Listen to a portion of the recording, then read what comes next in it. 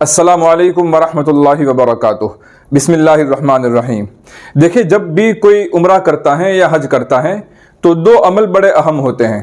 एक तो यहाँ से चलते हुए एहराम बांधने का अमल और दूसरा मक्का पहुंचकर तवाफ करने का अमल। इनको खास तौर पर सीखने की ज़रूरत पेश आती है। तो आज हम प्रैक्टिकली इन दो चीज़ों को करके दिखाएंगे और इंशाल्लाह बहुत ही आसान अंदाज में आप एहराम बांधना भी सीख लेंगे, उस वक्त क्या क्या करना है और वहां पहुंचकर तवाफ किस तरीके से करना है वो भी हम प्रैक्टिकली दिखाएंगे और इंशाल्लाह बहुत ही आसानी के साथ आप समझ लेंगे।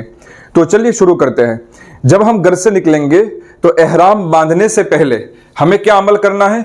एक तो अच्छी तरीके से गुस्ल कर ले, सफाई हासिल कर ले, जैसे कि नाखून काटना है, बाल साफ करने हैं, बगल के मुयज़्ज़र नाफ साफ करने हैं तो नाखून की बालों की सफाई कर ले, अच्छी तरीके से गुस्ल कर ले और अगर गुस्ल का मौका ना हो तो वुजू ही कर ले। उसके बाद आपको एहराम की चादरें ओढ़ लेनी है। तो कैसे एहराम की चादरें पहननी है मैं आपको बताता हूं। चलिए देखिए, एक बात तो ये याद रखिए कि एहराम की चादर जो नीचे लुंगी के तौर पर हम इस्तेमाल करते हैं वो इतनी बारीक नहीं होनी चाहिए कि वहां पर जाकर क्या होता है, बाज़ मरतबा पसीना निकलता है या पानी के छींटे लग जाते हैं तो पूरा अंदर का सतर बाहर नजर आता है। तो नीचे का जो कपड़ा होता है जिसको हम लुंगी के तौर पर इस्तेमाल करते हैं वो थोड़ा मोटा होना चाहिए, ठीक है, ताकि सतर नजर ना आवे, क्योंकि ऊपर चादर होती है और लुंगी के ऊपर कुछ नहीं होता है आमतौर पर। इसलिए नीचे जो लुंगी के तौर पर हम कपड़ा इस्तेमाल करेंगे वो थोड़ा मोटा होना चाहिए। देखिए, एहराम के दोनों किनारों को इस तरीके से ऊपर नीचे करेंगे, ये देखिए, और ये जो बाहर वाला जो किनारा है उसको बाई तरफ रखेंगे, ठीक है। इस तरीके से करके इस तरीके से अच्छी तरह टाइट करेंगे और फिर यहां से फोल्ड कर देंगे, मोड़ देंगे, ठीक है। तो ये लुंगी के तौर पर हमने चादर पहन ली। अब जितना भी हम पैर चौड़ा करेंगे सतर खुलने का कोई अंदेशा नहीं रहेगा। देखिए, इस तरीके से हमने नीचे एक चादर पहन ली, ऊपर एक चादर डाल दी, तो ये एहराम की चादर हमने ओढ़ ली। अभी हम एहराम की पाबंदियों में नहीं आए।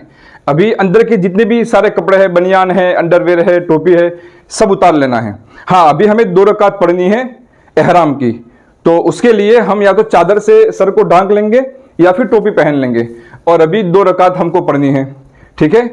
एहराम की 2 रकात पढ़े। एहराम की 2 रकात पढ़ने के बाद सर से टोपी उतार दे, या अगर चादर सर पे थी तो उसको नीचे उतार दे, सर खोल दे और उसके बाद पहले नियत करे कि अल्लाह मैं उम्रा की नियत करता हूं, क्योंकि हम यहां से हज के लिए भी जाएंगे तो पहले वहां हम उम्रा करते हैं। अल्लाह मैं उम्रा की नियत करता हूं, तू उसे कबूल फरमा और मेरे लिए आसान फरमा। उसके बाद तलबिया पढ़ेंगे, लब्बैक अल्लाहुम्मा लब्बैक लब्बैक ला शरीक लक लब्बैक इन्नल हम्द वन्निअमत लक वल मुल्क ला शरीक लक। इस तरीके से 3 मरतबा पढ़ेंगे। अब ये हम एहराम की पाबंदियों में आ गए। इस तरीके से नियत करने के बाद और तलबिया पढ़ने के बाद हम एहराम की पाबंदियों में आ गए। अब हम सर नहीं ढांक सकते, चेहरा नहीं ढांक सकते। इसी तरीके से मर्द हजरात पैरों की जो उभरी हुई हड्डी है वो नहीं ढांक सकते। अब वी पट्टी वाले चप्पल पहनने हैं, ऐसे चप्पल जिसकी वजह से बूट नहीं पहन सकते, ऐसे जूते नहीं पहन सकते जो हमारी पैरों की उभरी हुई हड्डी को, ये जो उभरी हुई हड्डी है उसको ढांक लें। तो अब हमें क्या करना है, वी पट्टी वाले चप्पल हमें पहनने हैं, ठीक है।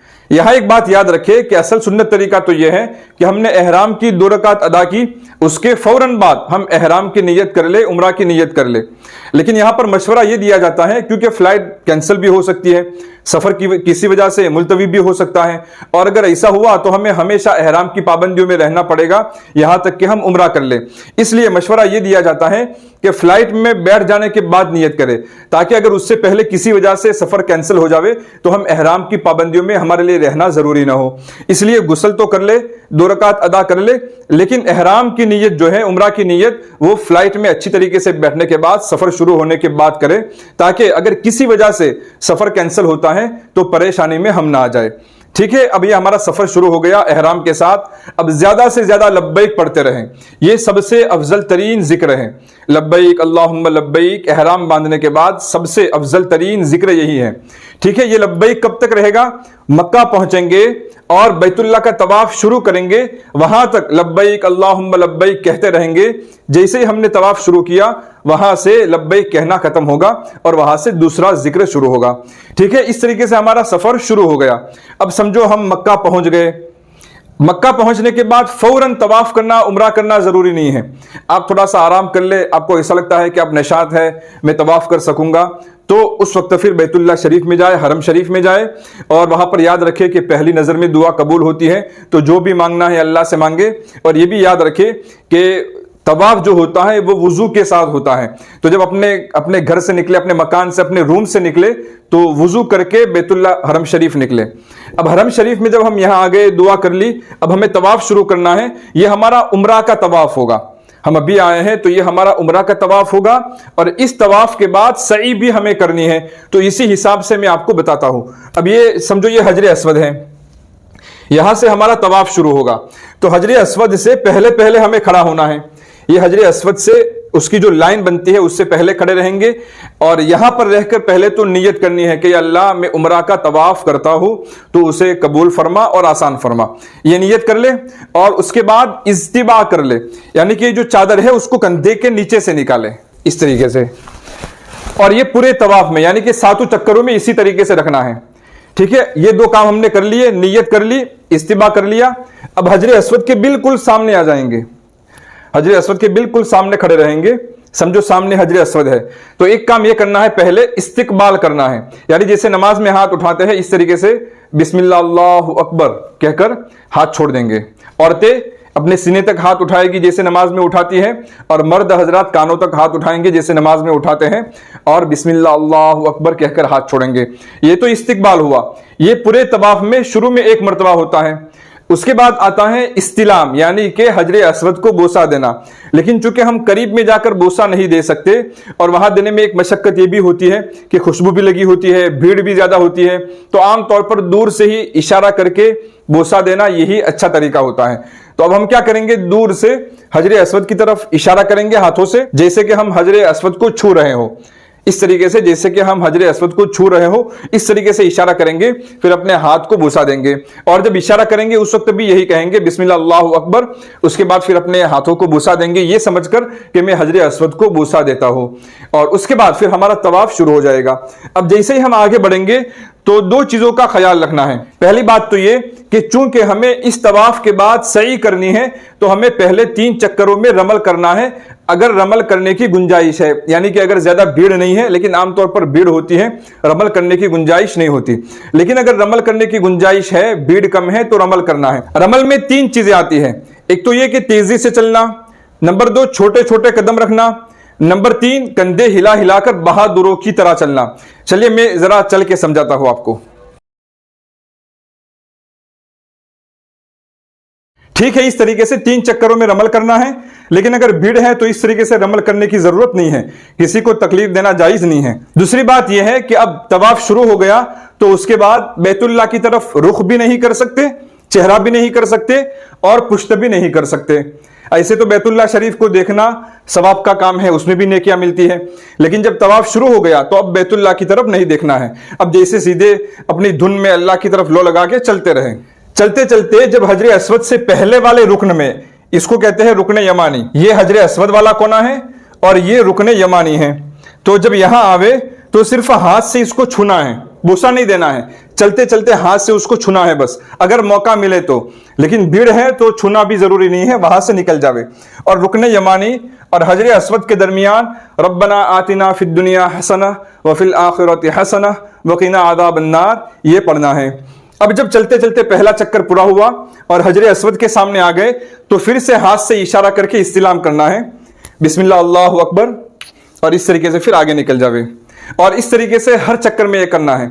फिर से चक्कर पूरा होगा, हजर अस्वद के सामने आएंगे, बिस्मिल्लाह अल्लाहु अकबर, अपने हाथ को बोसा दे और फिर आगे निकल जावे। इस तरह जब 7वां चक्कर पूरा होगा तो 7वां चक्कर पूरा करने के बाद भी इस्तिलाम करना है, बिस्मिल्लाह अल्लाहु अकबर, हाथ को बोसा देना है, उसके बाद फिर निकलना है। यानी कि 7 चक्कर होंगे, लेकिन बैतुल्लाह को बोसा देना या इस्तिलाम करना 8 मरतबा होगा।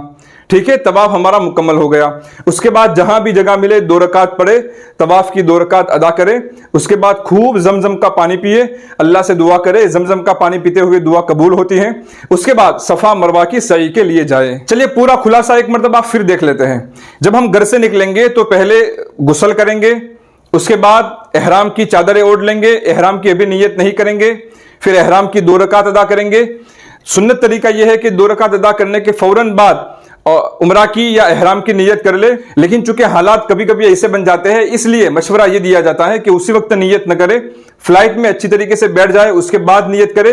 अब हमारा सफर शुरू हो गया, एहराम की पाबंदियों में आ गए, सर खुला रखे, खुशबू का इस्तेमाल न करे, पैरों में वी पट्टी वाले चप्पल पहने, और जब हम मक्का पहुंच गए, बैतुल्लाह शरीफ पहुंच गए, तो अच्छी तरीके से थकन को उतार दे। उसके बाद वुजू करके हरम शरीफ जाए, पहली नजर पड़ते हुए दुआ करे। उसके बाद हजरे अस्वद के सामने आए, हजरे अस्वद से पहले पहले खड़े रहें, इस्तिबा कर ले, नियत कर ले, और फिर हजरे अस्वद के सामने आकर के पहले इस्तिकबाल करे, बिस्मिल्लाह अल्लाहु अकबर। उसके बाद इस्तिलाम करे, यानी कि हजरे अस्वद की तरफ हाथ से इशारा करके हाथ को बोसा दे, बिस्मिल्लाह अल्लाहु अकबर। उसके बाद तवाफ शुरू करे, 3 चक्करों में रमल करना है, और अगर भीड़ हो तो रमल करने की भी जरूरत नहीं है। और तवाफ करते हुए बैतुल्लाह की तरफ चेहरा करना या पुश्त करना जायज नहीं है, और तवाफ के दौरान फजूल बातें करना भी मुनासिब नहीं है। बातें कर सकते हैं, लेकिन यहां पर अल्लाह की तरफ तवज्जो होनी चाहिए। उसके बाद हर चक्कर में जब हजरे अस्वद के सामने आएंगे तो इस्तिलाम करेंगे, बिस्मिल्लाह अल्लाहु अकबर, हाथ को बोसा देंगे, फिर आगे निकलेंगे, और 7वां चक्कर पूरा होगा तो भी इस्तिलाम करेंगे। उसके बाद 2 रकात अदा करेंगे, जमजम का पानी पिएंगे, उसके बाद सई करने के लिए जाएंगे। सई करने के बाद फिर हलक होगा और फिर एहराम खुल जाएगा, और फिर हज के दिनों का इंतजार करेंगे। अल्लाह ताला हम सबको उन मुकद्दस मकामात की जियारत नसीब फरमाए, और जो भी जाने वाले हैं उनके हज और उम्रा को कबूल फरमाए।